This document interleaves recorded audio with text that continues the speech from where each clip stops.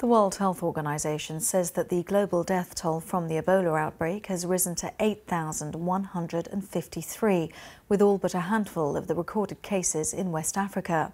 Sierra Leone has overtaken Liberia as the country with the most infections, with nearly 10,000 recorded cases. Well, let's talk to Sarah Robinson, a nurse who has recently returned from working in Kenema in Sierra Leone for the British Red Cross. Thank you very much for coming in. You've just recently returned. You're planning to go back out, aren't you? Just talk us through some of your experiences out there. The experiences out there are very up and down. There are some very, very sad things which we see, and some very, very good things which I think are a testament to the work that the International Federation of the Red Cross is doing out there, along with the national nurses that are working with them. The virus in Kono, which is a district outside of Kenema, has taken quite a hold, so that the centre in Kenema is getting a lot of patients from there. But they're carrying on their work. And what made you decide to go? I've always had an interest in tropical and infectious diseases. After I finished university, I did my diploma in tropical nursing. I got some experience in acute medicine, and then as soon as I saw the advert for the Ebola outbreak, I just thought, I want to go. I'm quite passionate about the humanitarian work, so I saw it and I didn't really think about not doing it. I just applied. And were you not worried? Were you not worried? Because of course we're hearing about what is happening to Pauline Kafiki and other people who have contracted this disease, this very, very awful virus. Were you not scared? I wouldn't say I was scared. I had a very thorough training in Geneva before I went, about wearing protective clothing, all the safety protocols to follow.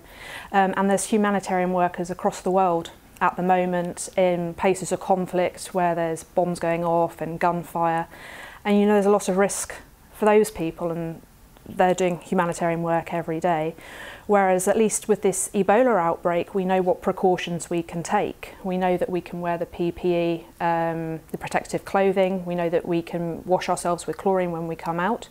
So we know that the risk is very small. So you have a small part in the back of your mind where you have to keep making choices and know that you have to stay safe. But I wasn't worried particularly. When you were out there, of course, you saw some very difficult things. You experienced some difficult scenarios.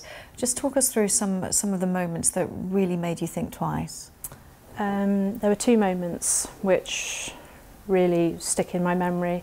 One was a little 6-year-old girl who had come in from a local village, well, a village, but none of the nurses there spoke the language that she spoke, so it was very difficult to communicate with her. She was very anxious when she came in, and I went to see her the next day, and I hoped maybe she'd have calmed down a bit and we could get some sort of rapport going. I went in there and I just knew that within 15 or 20 minutes she'd pass away. So I sat with her while she was taking her last breaths. But she just had tears running down her eyes, down her face, and it was very, very sad and very moving, and it really brought home the nature of the virus, how it can affect people. And one was another baby that I looked after as well, and it's the sad thing that with babies and young people and older people as well, their immune systems are not as advanced, not as developed, so the sad thing is when a baby gets Ebola, there's more of a chance that they won't pull through. So I think those were the two moments that really stuck with me. I remember forever, probably. And something that I suppose urges you to go back? Well, definitely. It's not just the sad moments. There are some really happy moments as well. The International Federation is doing an excellent job out there.